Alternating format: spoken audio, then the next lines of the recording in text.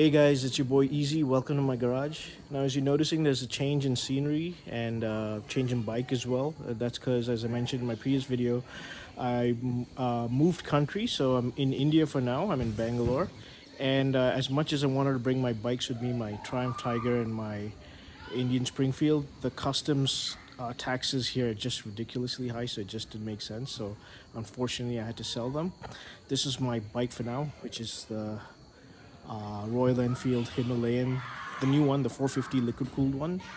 I've already ridden 800 kilometers. I've already done the run in service. I'll probably post a review of this bike in a bit in the next couple of videos, but for now I just wanted to show you one quick thing before we get started. If you like the channel, hit subscribe, and at the end of the video, if you like the video, hit the like button and share with your friends. So in this video, I'm just going to show you how to reset your service overdue indicator after you service your bike.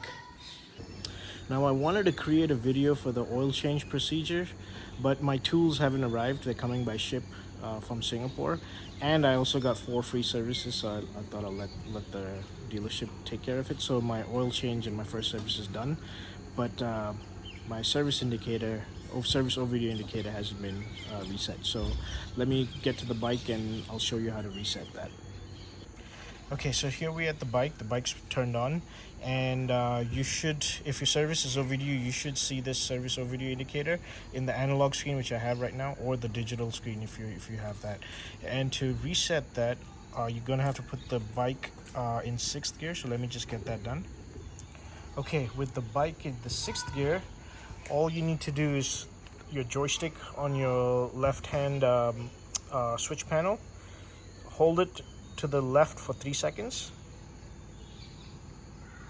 and your service overdue indicator gets reset. So now it shows that my next service is in 5,000 kilometers or 180 days.